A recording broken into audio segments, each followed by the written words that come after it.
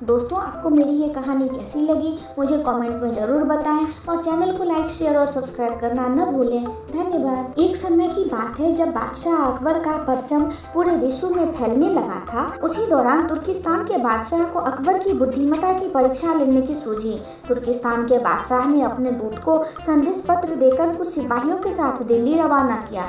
बादशाह ने पत्र में लिखा था, मुझे सुनने में आया है कि भारत में एक ऐसा पेड़ है जिसके पत्ते को खाकर इंसान की आयु बढ़ने में मदद मिल सकती है। अगर यह बात सच है तो मेरे लिए उस पेड़ के कुछ पत्ते जरूर भेजें। जब अकबर ने उस पत्र को पढ़ा तो वह सोच में पड़ गए। इस चिंता से उबरने के लिए अकबर ने बीरबल का सहारा लिया।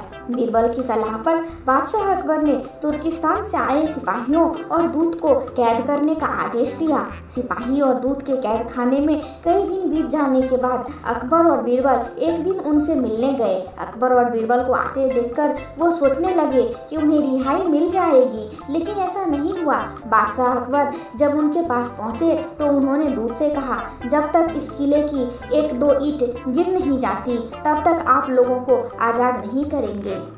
ऐसा होने तक आप सभी के लिए यहाँ खाने पीने का पूरा इंतजाम किया जाएगा। इतना कहकर बादशाह अकबर और बीरबल वहाँ से चले गए। उनके जाने के बाद दूत और सिपाही कैद से निकलने के लिए उपाय सोचने लगे। जब कोई रास्ता नजर नहीं आया तो भगवान से प्रार्थना करने लगे।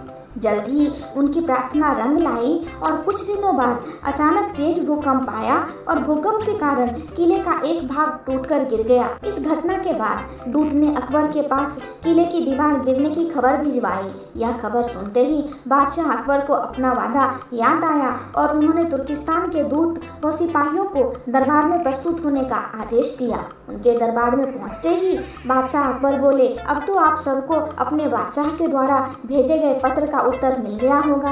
अगर अब भी आपको समझ नहीं आया तो मैं समझा देता हूँ।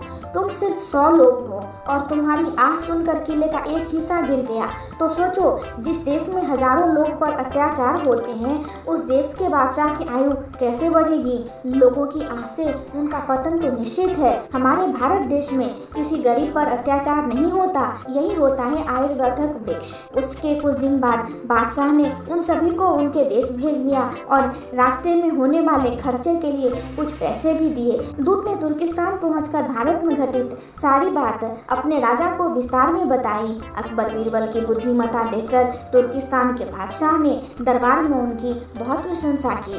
दोस्तों, इस कहानी से हमें यह सीख मिलती है कि सभी के साथ प्रेम करना चाहिए और कमजोर पर अत्याचार नहीं करना चाहिए। साथ ही वही देश तरक्की करता है जहाँ प्रजा सुखी रहती है।